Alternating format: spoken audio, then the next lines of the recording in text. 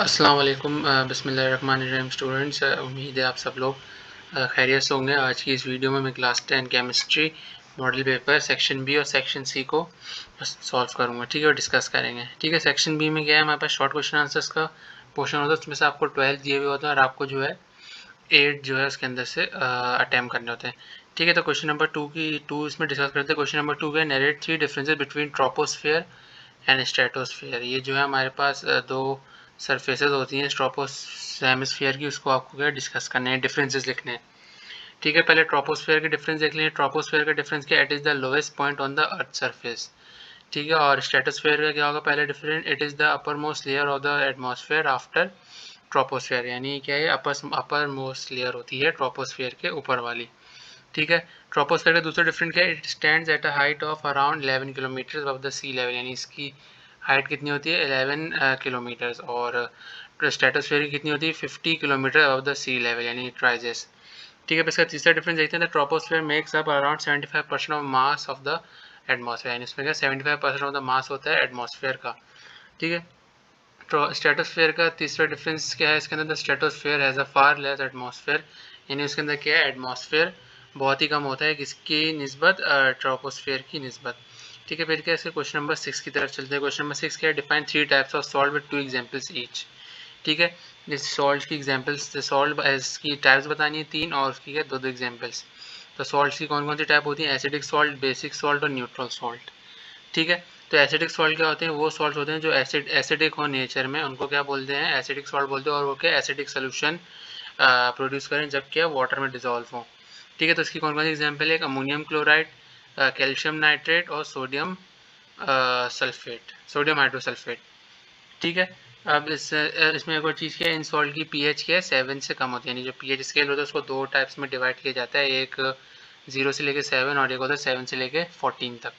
ठीक है, फिर बेसिक सॉल्ट्स में आते हैं। Basic salts are those salt which are distinctly basic in nature and they produce alkaline solution. यानी क्या है, वो अल्कली यानी क्या है बेसिक सोल्यूशन बनाते हैं जब उनको क्या है वाटर में के साथ मिलाया जाए। ठीक है, इसकी कौन कौन सी एग्जांपल है, एक तो पोटेशियम कार्बोनेट, और क्या है पोटेशियम साइनाइड, और क्या है सोडियम एसीटेट। इसको CH3CON सोडियम एसीटेट का फॉर्मूला होता है। ठीक है, और इनकी पीएच क्या होती है 7 से ज़्यादा होती है। ठीक है, फिर हमारे पास तीसरी टाइप का सॉल्ट कौन सा है, न्यूट्रल सॉल्ट। न्यूट्रल सॉल्ट हमारे पास क्या होता है, जिसमें क्या है, when of neutral salt are those which are formed by completely neutralisation of strong base and strong acid.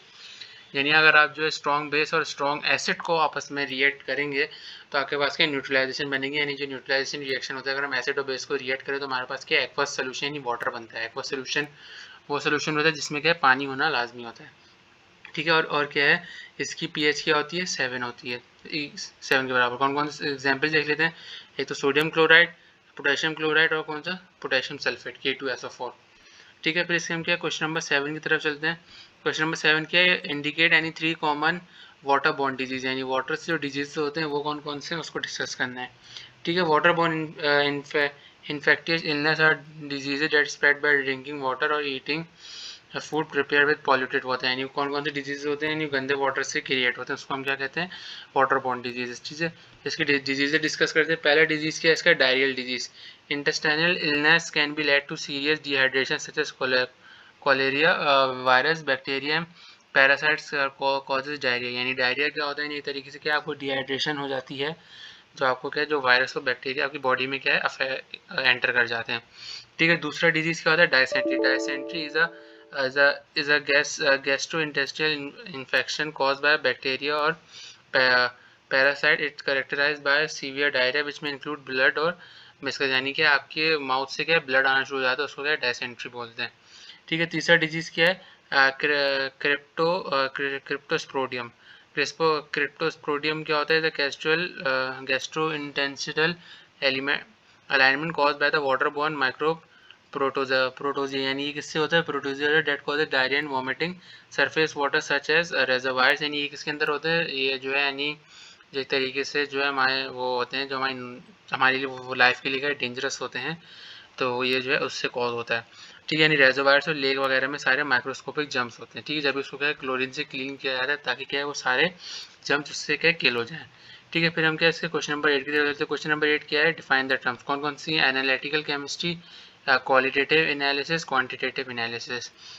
ठीक है, सबसे पहले हम एनालिटिकल केमिस्ट्री डिस्कस कर लेते हैं। एनालिटिकल केमिस्ट्री क्या होती है? Analytical chemistry deal with the instrument and methods to separate, identify, quantify the matter. ठीक है, वो क्या होती है? इंस्ट्रूमेंट और मेथड, यानी क्या किसी केमिकल्स है उन दोनों को आपस में सेपरेट कैसे किया जाए, तो वो किसका काम होता है? एनालिटिकल केमिस्ट्री का काम होता है। तो एनालिटिकल केमिस्ट्री का मेन ऑब्जेक्टिव क्या होता है? Is to understand analysis of elements of compound, measurement, problem solve with the help of analytical methods. यानी जो भी आपको कंपाउंड दिया होता है उसको क्या है, उसको प्रॉब्लम आइडेंटिफाई करना और उसको क्या है जो सूटेबल मेथड है उससे क्या है उसको सॉल्व करना। ठीक है, फिर हमारे पास दूसरा कौन सा आता है? क्वालिटेटिव एनालिसिस आता है। ठीक है, क्वालिटेटिव एनालिसिस क्या होता है? The identification of elements, ions और compounds present in sample is called qualitative analysis. यानी जो सैंपल में कंपाउंड, आइंस और एलिमेंट प्रेजेंट होते हैं वो कौन सा एनालिसिस होता है? क्वालिटेटिव एनालिसिस होता है। द सैंपल में भी सॉलिड, लिक्विड, गैस और मिक्सचर। और सैंपल कौन सा होता है? सॉलिड हो सकता है, लिक्विड भी हो सकता है, गैस भी हो सकता है, मिक्सचर भी होता है। It does not depend upon the quantity, यानी उसमें क्या क्वांटिटी जितनी भी हो, लेकिन क्या है but the measure of the quality of that material. वो क्या है, सिर्फ क्वालिटी मेजर करते हैं कि आपका मटेरियल गुड है या बैड है। और उसके कौन कौन से टाइप्स होते हैं? दो टाइप्स होते हैं, एक होता है इनऑर्गेनिक और एक होता है ऑर्गेनिक। ठीक है, फिर हम क्या इसकी क्वांटिटेटिव एनालिसिस पे चलते हैं। क्वांटिटेटिव एनालिसिस क्या होती है? Determination of how many types of quantity of one और more substance present in compound, यानी कि कितनी क्वांटिटी, कितनी तादाद कंपाउंड्स की सब्सटेंस की कंपाउंड में प्रेजेंट है और सैंपल में, तो उसको क्या बोलते हैं? क्वांटिटेटिव एनालिसिस बोलते हैं। Deals with a large number of quantifying method which are classified as physical और केमिकल। इसकी भी क्या दो टाइप्स होती हैं, क्लासिकल होती हैं और क्या क्लासिकल बोलो केमिकल होती हैं और क्या होती है? फिजिकल होती हैं। ठीक है, फिर इसको क्या है, अब हम क्या क्वेश्चन नंबर 10 की तरफ चलते हैं। क्वेश्चन नंबर 10 क्या है यहाँ पे? वो write down the 3 significant uses of carbohydrates. Carbohydrates से क्या यूजेस होते हैं?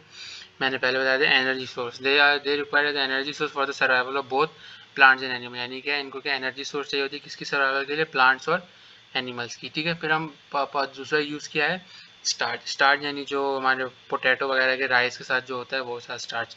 Carbohydrate in the form of starch in plants and glucose in mammals serve as energy storage. यानी जो प्लांट्स में ग्लूकोज की फॉर्म में जो होता है और स्टार्च प्लांट्स की फॉर्म में ग्लूकोज इन मैमल्स होता है, वो क्या होता है? उनके लिए एक तरीके से क्या एनर्जी प्रोवाइड करता है। ठीक है, फिर क्या होता है? कार्बोहाइड्रेट फाइबर्स, यानी जो फाइबर जो है यानी सब्जी वगैरह में जो होता है उसको उससे भी क्या हमें बहुत फायदा होता है। ठीक, carbohydrate fibre help in cholesterol reduction and के ब्लड प्रेशर रेगुलेशन। यानी कि कॉलेज यानी जो अगर हम कार्बोहाइड्रेट से भरे फाइबर्स आएंगे तो हमारे ब्लड प्रेशर और क्या कोलेस्ट्रॉल रिडक्शन में हमारी हेल्प करेगा। ठीक है, तो हम क्या इसके डिफरेंट यूजेस नंबर 4 की तरफ जाते हैं। क्या है? Blood sugar. They keep a blood sugar levels in check. यानी जो हमारा जो ब्लड शुगर होता है उसको भी क्या है लेवल, यानी शुगर का जो हमारी बॉडी में लेवल होता है उसको क्या है बैलेंस रखता है। ठीक है, हम क्या क्वेश्चन नंबर 11 की तरफ चलते हैं। क्वेश्चन नंबर 11 के briefly describe any 3 beneficial impact of pharmaceutical industry on human society. ठीक है, पहले हम डिस्कस कर लेते हैं कि इम्पैक्ट ऑफ फार्मास्यूटिकल क्या होता है, फिर उसके तीन बेनिफिशियल तीन टाइप्स को डिस्कस करते हैं। ठीक है, Pakistan pharmaceutical business has risingly significant in region in recent decades. यानी जो रीसेंट डिकेट हैं जो सेंचुरी गुजरी है उसमें क्या है फार्मास्यूटिकल कंपनीज ने पाकिस्तान में क्या बहुत बड़ा अपना नाम प्रोड्यूस किया है। ठीक है, और ये क्या है इनका ये काम होता है कि वो जो है पीपल को हेल्प करें और उनको क्या है हेल्दियर लाइफ प्रोवाइड करें। ठीक है, और उनकी इंडस्ट्री में मेजर कंट्रीब्यूशन कौन सा? पहला कंट्रीब्यूशन है ट्रीटमेंट इंक्रीजेस लाइफ एक्सपेक्टेंसी। यानी क्या जो ट्रीटमेंट की लाइफ है उनको क्या है वो इंक्रीज करें। The pharmaceutical business has made a significant contribution to the global increase in the life expectancy for men and women. They are responsible for 73% of the entire life of increase in the life expectancy between 2000 and 2009 in 30 developing and high income nation। यानी इसका मतलब ये है उन्होंने जो है बहुत सारा जो है यानी वुमेन की लाइफ और मैन की लाइफ को इंक्रीज करने के लिए जो है 73% उनकी लाइफ को सिक्योर करने के लिए उन्होंने क्या है 30 डेवलप नेशंस में क्या है अपना काम किए। ठीक है, फिर हम क्या क्वेश्चन नंबर इसके डिफरेंस यूजेस नंबर 2 को देखते हैं। The industry strives to eradicate and eliminate disease. यानी क्या है बीमारी को सही तरीके से ख़त्म करना, उसको क्या है वॉश आउट कर देना। ठीक है, when it comes to creating remedies, यानी क्या है रेमेडीज यानी नुस्खा जिसको बोलते हैं। The ultimate object of disease to eliminate as the ecosystem on the world wide. इसके यानी क्या है इस बीमारी को पूरी इकोसिस्टम से ही ख़त्म कर देना। ठीक है, फिर हम क्या इसके यूजेस नंबर 3 पे चलते गए। हॉस्पिटल स्टे शॉर्टर, यानी जो भी पेशेंट्स बीमार होते हैं उनका इलाज जो है घर से किया जाए बनिस्बत उनको जो है हॉस्पिटल में स्टे करने की ज़रूरत नहीं। जो सर्जरीज होती हैं उसके लिए तो दर्ज बात आपको हॉस्पिटल जाना नहीं, छोटा मोटा इलाज उसका क्या है वो घर पर हो ताकि आप लोग क्या ज़्यादा से ज़्यादा हॉस्पिटल से दूर रहें। ठीक है, हम क्या इसके क्वेश्चन नंबर 12 की तरफ चलते हैं। क्वेश्चन नंबर 12 का write down 3 characteristic organic compounds. क्या 3 कैरेक्टरिस्टिक्स हैं, सोर्स है, सॉल्युबिलिटी और मेल्टिंग और बॉइलिंग पॉइंट। ठीक है, organic compounds are obtain from living things, animals and plants and minerals. यानी ऑर्गेनिक कंपाउंड की सोर्स क्या है, एनिमल, प्लांट्स और मिनरल्स। सॉल्युबिलिटी यानी किसके अंदर सॉल्युबल होते हैं, किसके अंदर सॉल्युबल नहीं होते। According to the like dissolve like rule of organic compound are insoluble water. यानी जो ऑर्गेनिक कंपाउंड होते हैं वो क्या होते हैं, सॉल्युबल इनसॉल्युबल होते हैं वाटर में, but are soluble in organic solvents. Organic solvents में सॉल्युबल होते हैं। ठीक है, non polar organic compounds are soluble in benzene, carbon disulphide, ether etcetera. Polar compound are soluble in alcohol. यानी जो पोलर कंपाउंड्स होते हैं वो सॉल्युबल होते हैं एल्कोहल्स में, जो नॉन पोलर ऑर्गेनिक कंपाउंड्स होते हैं वो होते हैं सॉल्युबल होते हैं बेंजीन, कार्बन डाइसल्फाइड में। ठीक है, पोलर नॉन पोलर के बाद मैं जब चैप्टर एक्सप्लेन करूँगा तो उसमें आपको डिटेल में बताऊँगा। ठीक है, फिर हम क्या इसके तीसरा कैरेक्टरिस्टिक देखते हैं, melting and boiling point. As compare to covalent bond is weaker than iron bonds for organic compounds have low melting point, boiling point. Covalent bond क्या होता है, इसके अंदर क्या है, इलेक्ट्रॉन म्यूचुअली ट्रांसफर होते हैं एक एटम से दूसरे एटम। तो इसकी ऐसे क्या है, यानी जो पोलर बॉन्ड में भी यही होता है कि वो कोवैलेंट टाइप के ही बॉन्ड होते हैं, दोनों नॉन पोलर और पोलर, इस वजह से इनका मेल्टिंग और बॉइलिंग पॉइंट क्या लो होता है। ठीक है, हम क्या इसके क्वेश्चन नंबर 13 की चलते हैं। क्वेश्चन नंबर 13 क्या है, गिव रीजन। पहला रीजन क्या, why silicon compound lesser than that of carbon compounds. ठीक है, तो सिलिकॉन कंपाउंड जो है लेसर क्यों होते हैं than that of carbon compounds के। ठीक है, तो उसका पहला रीजन है सिलिकॉन एंड कार्बन है comparable electrical structure, carbon exhibit more concatenation the way silicon exhibits very, जिसके अंदर तो concatenation एबिलिटी होती है, यानी जो अपने बॉन्ड के साथ जो है उसकी एनर्जी होती है वो काफ़ी स्ट्रॉन्ग होती है बनिस्बत किसकी, सिलिकॉन की। तो इसी वजह से क्या है, कार्बन के जो है बॉन्ड ज़्यादा होते हैं, कंपाउंड ज़्यादा होते हैं एज कम्पेयर टू सिलिकॉन। ठीक है, फिर रीजन नंबर 2 क्या था, why pure water is considered weak electrolyte. Simple सा आंसर है क्योंकि जो है वाटर में जो है दो टाइप के होते हैं, एक तो H+ आयन होते हैं और एक क्या नेगेटिव OH आयन होते हैं। तो इसकी वजह से क्या है, नेगेटिव वो क्या और न्यूट्रल सोल्यूशन होता है। अगर हम एसिड और बेस को रिएक्ट करें तो हमारे पास क्या है, न्यूट्रल सोल्यूशन बनता है। तो इस वजह से क्या है, उसकी जो है pH भी लो होती है और उसके बाद के same numbers of H+ ion भी होते हैं, OH- आयन भी होते हैं। इस वजह से क्या है, वाटर को जो वीक इलेक्ट्रोलाइट कंसिडर किया जाता है। ठीक है, तो यहाँ पे सेक्शन बी खत्म होता है, हम आते हैं सेक्शन सी की तरफ। इसमें आपको टोटल 6 क्वेश्चन दिए हुए हैं, उसमें से आपको क्या है 4 अटैम्प्ट करने। ठीक है, तो क्वेश्चन नंबर 14 क्या है, what are lipids, write 5 difference between fats and oils. ठीक है, लिपिड्स को डिस्कस कर लेते हैं। लिपिड्स क्या होते हैं, a group of naturally occurring heterogeneous organic compound. Heterogeneous होते हैं कि दो सोल्यूशन जब आपस में कंप्लीटली मिक्स ना हो। Organic compound which include fats, oil, wax are insoluble in water, mean hydrophobic, water replicant but easy soluble and Bloor's reagent, mixture of diethyl and ethyl alcohol. यानी क्या है, जो ब्लर रिएजेंट होता है वो किसका मिक्सचर होता है, डाईइथाइल ईथर का, इथाइल अल्कोहल का, और में रेशियो कितना होता है 2:1। And organic solvent like ether, benzene, acetone, carbon tetrachloride, CCl4 and chloroform, CHCl3 इसका फॉर्मूला होता है क्लोरोफॉर्म का। They are compose of element like carbon, hydrogen, oxygen. यानी लिपिड्स के अंदर कौन कौन से एलिमेंट होते हैं, कार्बन, हाइड्रोजन, ऑक्सीजन, और कौन कौन से होते हैं उसके अंदर, नाइट्रोजन भी होता है, फॉस्फोरस भी होती है। ठीक है, तो इनको क्या है लिपिड्स, इसके अंदर क्या लिपिड्स होती हैं। ठीक है, फैट्स और ऑयल्स के दरमियान डिफरेंस देखेंगे। पहला डिफरेंस क्या है, फैट्स का they are solids at ordinary room temperature, oils का होता है they are liquid at room temperature, आपको पता है। दूसरा क्या, they are obtain mainly from animals, they are obtain mainly from plants. They are saturated compound, they are unsaturated compound. Saturated compounds भी होते हैं कि कार्बन के जो है एटम्स फुली की, यानी सैचुरेटेड हाइड्रोकार्बन या सैचुरेटेड कंपाउंड वो होते हैं जिसके अंदर क्या कार्बन की वैलेंसी फुली यूटिलाइज कर लीजिए, वो सैचुरेटेड हाइड्रोकार्बन होते हैं। अनसैचुरेटेड हाइड्रोकार्बन वो हाइड्रोकार्बन होते हैं, यानी कंपाउंड होते हैं जिसमें क्या है कार्बन की वैलेंसी फुल यूटिलाइज ना हो, यानी उसका कार्बन का एक इलेक्ट्रॉन या जो 2 इलेक्ट्रॉन्स बचे हुए हों। ठीक है, फिर क्या, they have high melting point, they have low melting point.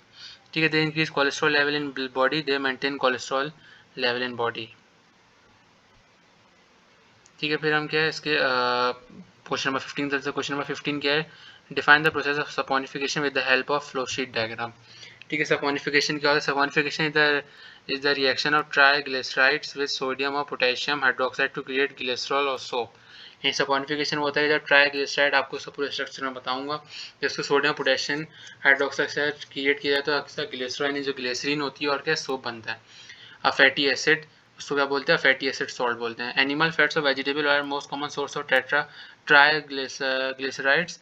Hard soap is created when sodium hydroxide is, यानी हार्ड सोप कब होता है, आपके पास के NaOH यानी सोडियम हाइड्रोक्साइड यूज करें।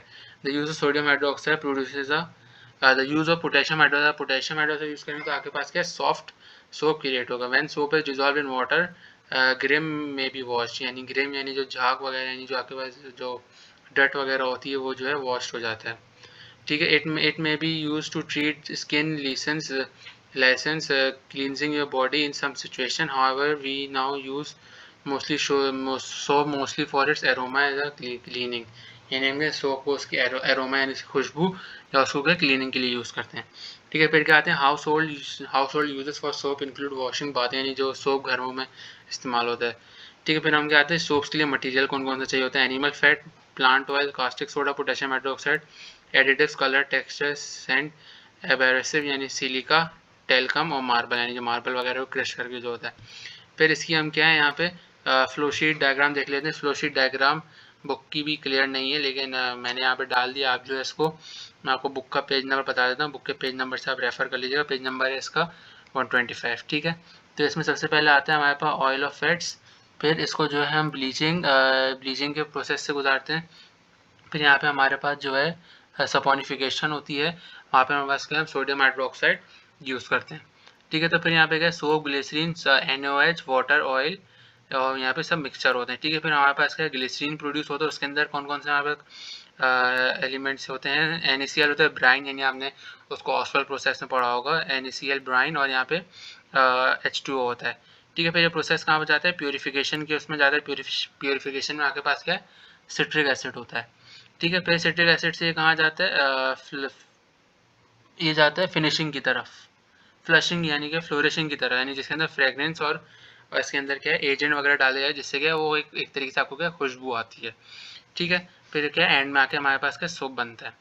ठीक है, तो फिर हम क्या क्वेश्चन नंबर 16 की तरफ चलते हैं। क्वेश्चन नंबर 16 क्या what is ozone, how does ozone depletion occur by chlorofluorocarbon CFCs also mentioned some adverse impact. वहाँ पे सबसे पहले देखते हैं ओजोन क्या होती है। 3 ऑक्सीजन एटम में ऑक्सीजन के 3 एटम O3 जो बनता है उसको बोलते हैं ओजोन कहते हैं। वो क्या है बड़ी रिएक्टिव गैस होती है। It is a natural and man made substance that occurs in the higher atmosphere of the earth stratosphere. Stratosphere में होती है। Ozone as a positive negative impact of life on earth depending on its location and its location in the atmosphere, यानी कहा ozone का सबसे बड़ा important होता है उसकी लोकेशन कहाँ होती है। ठीक है, फिर हम क्या है the interaction of solar ultraviolet UV lights with molecular oxygen produces stratosphere ozone O3, यानी कि जो ओजोन कौन सी लाइट बनाती है अल्ट्रावायलेट बनाती है। The ozone layer which is located from 6 to 30 miles above the earth surface decreases the quantity of dangerous ultra, यानी आपने देखा होगा जो आजकल गर्मी इतनी यानी इंक्रीज हो रही है वो क्यों हो रही है क्योंकि हमारी जो ओजोन लेयर है वो डैमेज हो रही है। ओजोन लेयर का बेसिकली काम क्या होता है जो हमारी सन की डायरेक्ट रेस होती है वो अर्थ पे पहुंचने से उसको रोकती है। ठीक है, जब इसका और आगे मैंने डिस्क्रिप्शन लिखा है photochemical interaction between two primary groups of air pollutant volatile organic component VOC। ठीक है, फिर हम देख लेते हैं ओजोन डिप्लेशन क्या होती है। Ozone depletion 3 oxygen atoms make up ozone है। 3 ऑक्सीजन क्या होती है एलोट्रॉपिक फॉर्म होती है, नहीं क्या ऑक्सीजन की एक से ज़्यादा फॉर्म्स होती है। It is created in the atmosphere when an oxygen atom joins N oxygen molecule in mid stratosphere. Ozone कब बनती है जब ऑक्सीजन मॉलिक्यूल यानी O2 के साथ एक ऑक्सीजन का एटम आके ज्वाइन हो तो वो क्या O3 बनाती है। वो कब होती है मिड स्ट्रेटोस्फेयर में होता है। Ozone concentration in the stratosphere is essentially constant under normal condition due to a serial complicated atmosphere interaction. However जब हम जो है ओजोन लेयर को जब हम मेजर कंट्रीब्यूशन करते हैं तो एक इसलिए यूज होती है एयर कंडीशनर में, रेफ्रिजरेंट्स और रेफ्रिजरेटर्स वगैरह में यूज होती हैं। उसके क्या है अगर the substances leak in the some way disperse into stratosphere, उसके सब्सटेंस होते हैं वो क्या ट्रोपोस्फेयर से स्ट्रेटोस्फेयर में जाते हैं।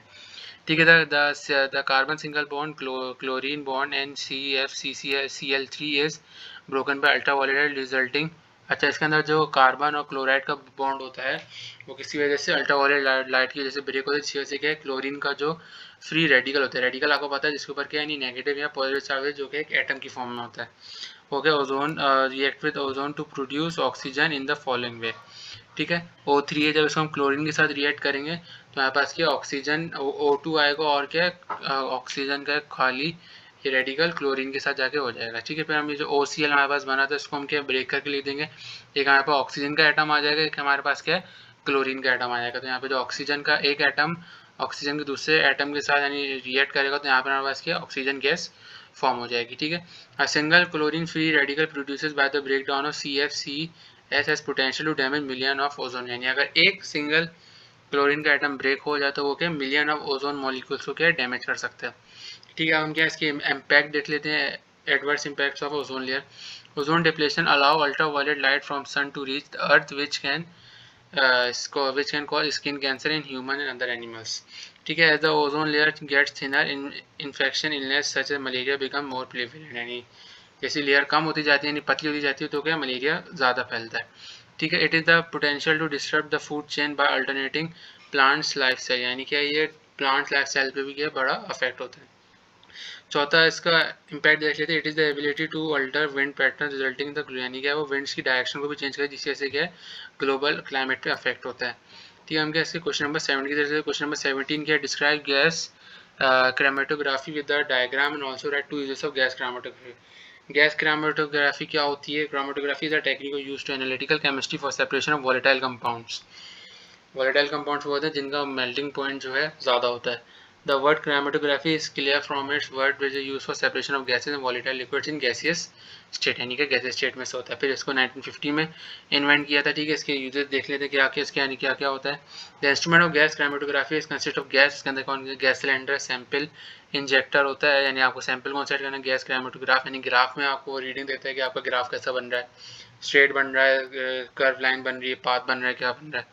ठीक है, control the data detector and collection, where gas is a mobile phase and gas cylinder controls the gas passage up to the sample injector which process, यानी इसके अंदर में पूरी डिस्क्रिप्शन दी है, यानी क्या है ये आपका क्या ऑपरेशन पूरा काम किस तरीके से करता है।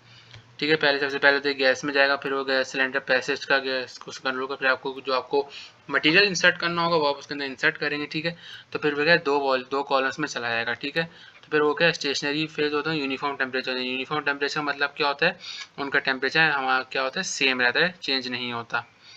ठीक है, तो आप फिर जो एंड में जो है वो आपको ग्राफ बताता है कि आपका जो है रिजल्ट क्या आ रहा है।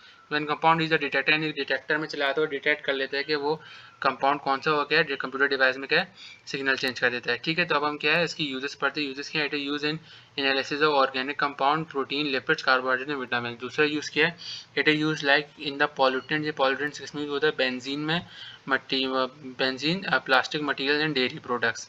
ठीक है, तो अब हम इसकी डायग्राम देख लेते हैं। डायग्राम में क्या है, सबसे पहले हमारे पास गैस सिलेंडर है। ठीक है, फिर ये रेगुलेटर कंट्रोल कर रहा है, फिर उसने क्या उसके अंदर गैस है उसको ट्रैक किया, फिर वो किस में चला गया, यहाँ पे हमारे पास गैस क्रोमेटोग्राफ जीसी में स्टेशनरी फेज में चला गया। ठीक है, तो यहाँ पे क्या हमने मटेरियल को इंसर्ट किया, यहाँ पे ऑटो सैम्पलर हुए, तो फिर उसने क्या है वो गया वो कॉलम थ्री में गया, फिर 4 में गया, फिर हो गया डिटेक्टर में गया, उसने फिर वो डिटेक्ट किया कि आपने कौन सा एलिमेंट इंसर्ट किया, तो उसने फिर वहाँ पे आपको रीडिंग देना शुरू कर दी कंप्यूटर के डेटा पे। ठीक है, क्रोमेटोग्राफ पे। फिर हम इसके क्वेश्चन नंबर 18 चल जाते हैं। क्वेश्चन नंबर 18 क्या है, describe equilibrium state, law of mass action, drive an expression for equilibrium constant. KC का मैं एक्सप्रेशन निकालना है। इक्विलिब्रियम क्या होती है, state of a system where the concentration of reactant and concentration of product do not change with respect to time. यानी time अगर बढ़े या कम हो तो उसका मतलब क्या है, जो रिएक्टेंट्स की प्रोडक्ट की कंसंट्रेशन होगी वो क्या है सेम रहेगी, तो वो क्या फेस कहलाता है, इक्विलिब्रियम कहलाता है, कांस्टेंट रहेगी, और इसको क्या बोलते हैं, डायनामिक इक्विलिब्रियम कहते हैं। लॉ ऑफ मास एक्शन क्या होता है, the rate at which substance react is directly proportional to active mass. यानी एक्टिव मास क्या है, जो सब्सटेंस है उसका मास अभी एक्टिव है, and the rate of the reaction is directly proportional to the product of active masses of reacting substances. ये दोनों के आपस में दूसरे के क्या है, डायरेक्टली प्रोपोर्शनल है।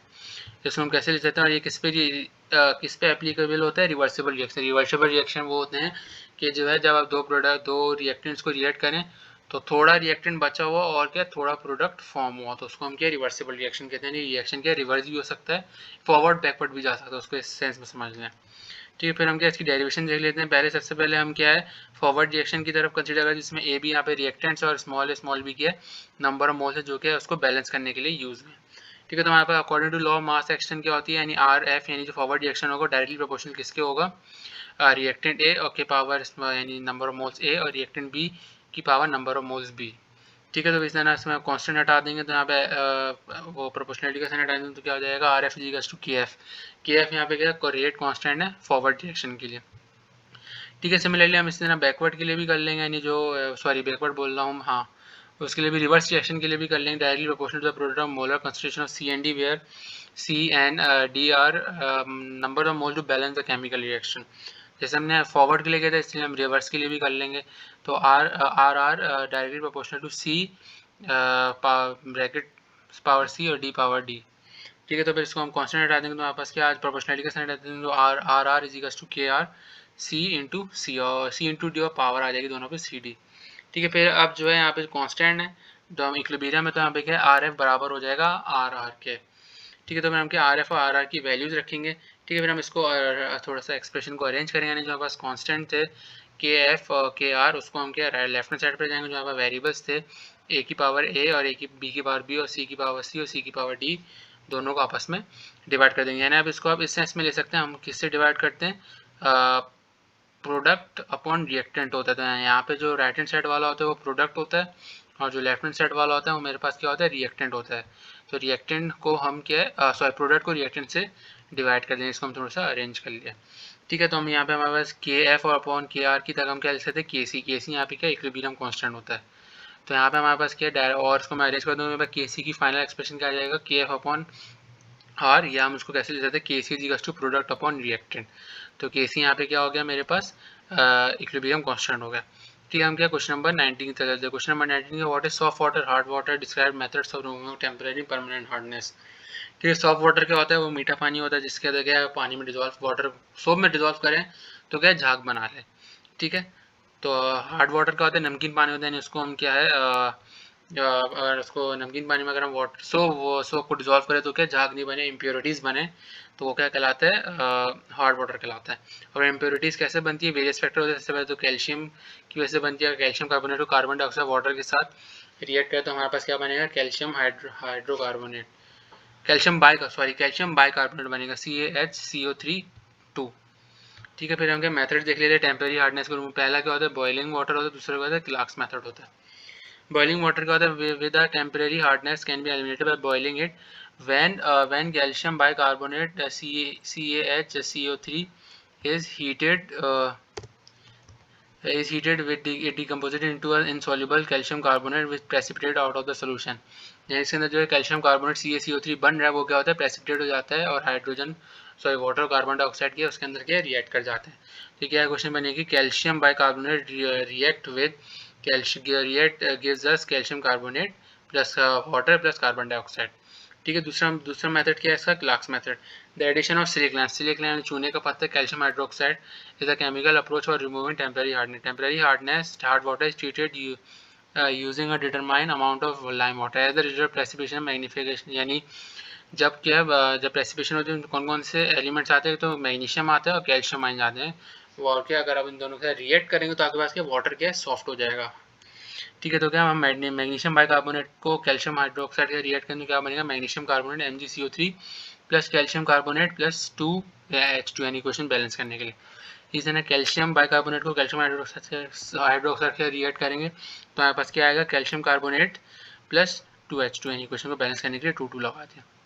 ठीक है, फिर हमारे पास परमानेंट हार्डनेस को रिमूव करने के लिए क्या मेथड होते हैं, एक तो जियोलाइट होता है और क्या होता है एक तरीके से यहाँ पर वॉशिंग सोडा होता है। तो मैं यूजिंग वॉशिंग सोडा लिख रहा हूँ। Adding washing soda to the calcium magnesium ion result in formation insoluble calcium and magnesium carbonate. यानी अगर हम वॉशिंग सोडा ऐड करेंगे Na2CO3 तो इस वजह से इनसॉल्युबल सोडियम और कैल्शियम और मैग्नीशियम कार्बोनेट्स बन जाएंगे। Na2CO3 plus CaSO4 gives us CaCO3 plus Na2SO4।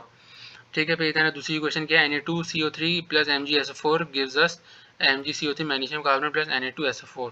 ठीक है, जो परमानेंट हार्डनेस के अंदर कौन कौन से होते हैं उसके अंदर आप सोडियम कार्बोनेट अगर ऐड करेंगे तो आपके पास क्या है सोडियम जियोलाइट कैल्शियम और मैग्नीशियम क्या है इनसॉल्युबल सॉल्ट्स हो जाएंगे। ठीक है, तो मैंने आपको सेक्शन बी और सेक्शन सी दोनों पार्ट्स एक्सप्लेन कर दिए। सेक्शन बी के 3 क्वेश्चन ऐसे जो मुझे सॉल्व करते हैं। ठीक है, तो चलते हैं उनकी तरफ। अस्सलाम वालेकुम। ठीक है, इसमें हम लोग देखेंगे क्वेश्चन नंबर 3। ठीक है, क्वेश्चन नंबर 3 क्या है right down the equilibrium constant expression Kc for the following balance reversible reaction. यानी हमें 3 रिवर्सिबल रिएक्शन दी हुई है N2 plus 2O2 reversible reaction 2NO2। दूसरा क्या है H2 plus I2 gives us 2HI यानी 2 hydrogen iodide. Carbon dioxide plus hydrogen gives us carbon monoxide plus H2। इन तीनों का हमें Kc एक्सप्रेशन निकालना है। ठीक है, इक्विलिब्रियम कांस्टेंट। तो पहला वाला क्या केसी का हमारे पास क्या फॉर्मूला होता है प्रोडक्ट अपॉन रिएक्टेंट। यहाँ पे प्रोडक्ट हमारे पास राइट हैंड साइड वाला होता है, रिएक्टेंट क्या होता है लेफ्ट हैंड साइड वाला होता है। ठीक है, तो यहाँ पे प्रोडक्ट क्या है, यहाँ पे NO2, तो मैंने NO2 को स्क्वायर ब्रैकेट्स में लिख दिया। अच्छा, अब यहाँ पे हमारे पास क्या है, एक नंबर अभी आ रहा है, तो अब क्या है, एज हम उसको पावर में लिख देंगे, यानी जो भी नंबर होता है बाहर, यानी बेस में नहीं, जो उसका एक्स्ट्रा नंबर यानी जो कोफिशिएंट लिखा हुआ होता है उसको हम क्या है, एज अ पावर लिख देते हैं। ठीक है, इस तरह रिएक्टेंट में भी है। रिएक्टेंट में क्या है, N2 है, इसके ऊपर कोई पावर नहीं, हमने इसको एज इट स्क्वायर ब्रैकेट में लिख दिया। ठीक है, फिर यहाँ पे क्या था, O2 के साथ यहाँ पे 2 है, तो हमने क्या यहाँ पे O2 को कि O2 का स्क्वायर कर दिया। ठीक है, फिर क्या क्वेश्चन पार्ट नंबर टू का H2 + I2 gives us 2HI। तो KC का क्या फॉर्मूला होता है, प्रोडक्ट अपॉन रिएक्टेंट। ठीक है, तो यहाँ पे हम क्या है, प्रोडक्ट यहाँ पे हमारे पास क्या क्या था, HI, और यहाँ पे 2 लगा होता था, हमने क्या इसको स्क्वायर कर दिया अपॉन H2 और I2 एज इट इज हमने क्या स्क्वायर ब्रैकेट में लिख दिया। ठीक है, फिर हमारे पास क्या है, यहाँ पे पार्ट नंबर 3 क्या था, part number 3 CO carbon dioxide plus H2 reversible reaction gives carbon monoxide plus H2। तो यहाँ पे हमारे पास KC क्या आता है, KC का क्या फॉर्मूला होता है, प्रोडक्ट अपॉन रिएक्टेंट की कंसंट्रेशन या कुछ भी कह लीजिए आप। तो यहाँ पे हमारे पास सी का प्रोडक्ट रिएक्टेंट में सॉरी प्रोडक्ट में क्या था, कार्बन मोनोऑक्साइड स्क्वायर ब्रैकेट में हाइड्रोजन वो सॉरी वाटर H2 लिख दिया, क्योंकि इन दोनों के पास कोई कोफिशिएंट नहीं लगा, तो एज इट इज रहेंगे, पावर नहीं आएंगी। ठीक है, फिर हम आते हैं रिएक्टेंट पे। रिएक्टेंट पे भी सिमिलरली क्या है, हमने CO2 लिख दिया स्क्वायर ब्रैकेट में, H2 लिख दिया स्क्वायर ब्रैकेट में। इनके ऊपर मेरे साथ कोई नंबर नहीं था, तो मैंने यहाँ पे किया है, यानी तरीके से कुछ भी नहीं, तो 1 1 है, तो 1 लिखा नहीं जाता, सब में यही है।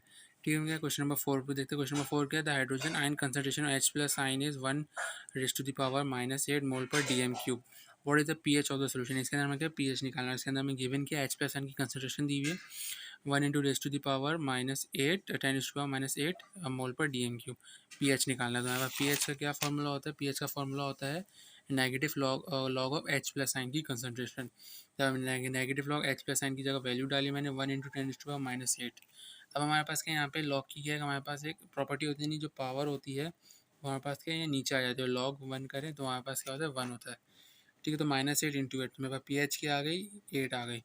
ठीक है, हम क्या इसके क्वेश्चन नंबर 5 की तरफ चलते हैं। क्वेश्चन नंबर 5 क्या, identify the functional groups in the following carbons, यानी कंपाउंड, यानी जो हमें 3 कंपाउंड जी इसमें हमें क्या है फंक्शनल ग्रुप्स पता करने के। इसमें फंक्शनल ग्रुप कौन से, पहला क्या CH3 सिंगल बॉन्ड CH, दूसरा क्या CH3 single bond CH2 single bond OH, तीसरा क्या C3H7 सिंगल बॉन्ड COH। तो पहले देखते हैं, पहला हमारे पास कौन सा फंक्शनल ग्रुप लग रहा है, पहला हमारे पास लग रहा है एल्डिहाइड। एल्डिहाइड के हमारे पास क्या क्या कंडीशन होती है कि हमारे पास एक ऑक्सीजन डबल बॉन्ड बना रहा होता है, एक हाइड्रोजन क्या सिंगल बॉन्ड बना होता है, हमारे पास क्या एल्डिहाइड ग्रुप होता है। ठीक है, दूसरा दूसरा हमारे पास कौन सा ग्रुप है, कौन सा ग्रुप लग रहा है, एल्कोहल OH, उसकी निशानी क्या होती है यहाँ पे OH है। इन्हें अगर आप हाइड्रोजन को उनकी वैलेंसी ब्रेक करके लिख दें CH ऐसे और CH ऐसे, और यहाँ पे क्या कोई और कंपाउंड हो सकते हैं, नहीं कोई और भी कंपाउंड हो सकते हैं, जैसे यहाँ पे मिथाइल लगा हुआ था, मैंने इस पर क्या जनरल फॉर्म आर कर दिया। ठीक है, फिर यहाँ पे जो है हमारे पास क्या है, यहाँ पे हमारे पास है CH3 C3H7 single bond COH। तो यहाँ पे हमारे पास क्या कार्बोक्सिलिक ग्रुप लगे हैं, कार्बोक्सिलिक एसिड जो होता है वो वाला लग रहा है। ठीक है, तो मैं इसको अगर मैं ब्रेक करके भी लिखूँ तो यहाँ पर ये हो जाएगा CH3 सिंगल बॉन्ड 2 CH2, तो यहाँ पे 5 7 1 2 3, यहाँ मैं इसको तरीके से ब्रेक करके लिख सकता हूँ। यहाँ पे एक मेरे पास carbon single bond double bond बनाएगा और एक मेरे पास क्या है OH आ जाएगा, तो ये मेरे पास क्या हो जाएगा COH। यहाँ पे किसकी निशानी होती है, कार्बोक्सिलिक ग्रुप की निशानी होती है। इसलिए आप इसकी टेंशन लीजिए, मैं इंशाल्लाह इसको जैसे ही शुरू करूँगा मैं आपको पूरा फंक्शनल ग्रुप्स बताऊंगा, क्योंकि ये सेकंड ईयर में मोस्ट इंपॉर्टेंट होता है ऑर्गेनिक केमिस्ट्री का। ठीक है, तो हम क्या है इसमें क्वेश्चन नंबर 9 की तरफ चलते हैं। क्वेश्चन नंबर 9 के complete the following neutralization reaction between acids and base. 3 हमें इक्वेशन दिए, इसको हमें क्या है, इसके हमें रिएक्टेंट्स दिए हमें प्रोडक्ट बताने। पहले इक्वेशन के KOH प्लस HNO3 यानी potassium hydroxide plus nitric acid क्या आगे करेगा, यहाँ पर पॉजिटिव होता है, ये नेगेटिव होता है, H यहाँ पॉजिटिव ये नेगेटिव। यहाँ हमारे पास क्या आ जाएगा, potassium hydroxide plus nitric acid gives us potassium nitrate plus water. ठीक है, फिर दूसरे रिएक्शन पे आते हैं, सोडियम हाइड्रोक्साइड, सोडियम पॉजिटिव होता है, hydroxide negative, ethane hydrogen positive chlorine negative. तो ये वाला पॉजिटिव इस वाले नेगेटिव से, ये वाला पॉजिटिव इस वाले नेगेटिव से रिएक्ट है, सिमिलरली ऊपर भी हुआ है। हमारे पास क्या आ जाएगा NaCl नमक प्लस वाटर यानी पानी। ठीक है सर, तीसरे रिएक्शन पे तीसरा रिएक्शन क्या है, calcium hydroxide plus H sulphuric acid. तो कैल्शियम पॉजिटिव होता है, हाइड्रोक्साइड नेगेटिव होता है, ना हाइड्रोजन पॉजिटिव होता है, सल्फेट नेगेटिव होता है। तो कैल्शियम और ये सल्फेट रिएक्ट करेंगे तो क्या बनाएंगे, कैल्शियम सल्फेट CaSO4 प्लस, और ये क्या है यहाँ पे हाइड्रोक्साइड यानी OH और H रिएक्ट करेंगे तो क्या पानी बनाएंगे, तो H2 बैलेंस करने के लिए यहाँ पे मैंने क्या है 2 लगा दिया। ठीक है, तो यहाँ पे क्या मैंने आपको केमिस्ट्री का क्लास 10 का मॉडल पेपर के तमाम क्वेश्चन मैंने आपको सॉल्व करवा दी। ठीक है, तो अगर आपको मेरी वीडियो पसंद आए तो वीडियो को लाइक कीजिए, चैनल को सब्सक्राइब कीजिए, चैनल के बेल आइकन को प्रेस कीजिए ताकि क्या आपको आने वाली वीडियो की अपडेट मिलती रहे। और इस वीडियो को ज़्यादा शेयर कीजिए, और अगर कन्फ्यूजन है मुझे कमेंट सेक्शन में इंस्टाग्राम पर जाके मुझे फॉलो कर सकते हैं। ठीक है, मिलते हैं अगली वीडियो में। अपना बहुत बहुत ख्याल रखिएगा। अल्लाह हाफ़िज़।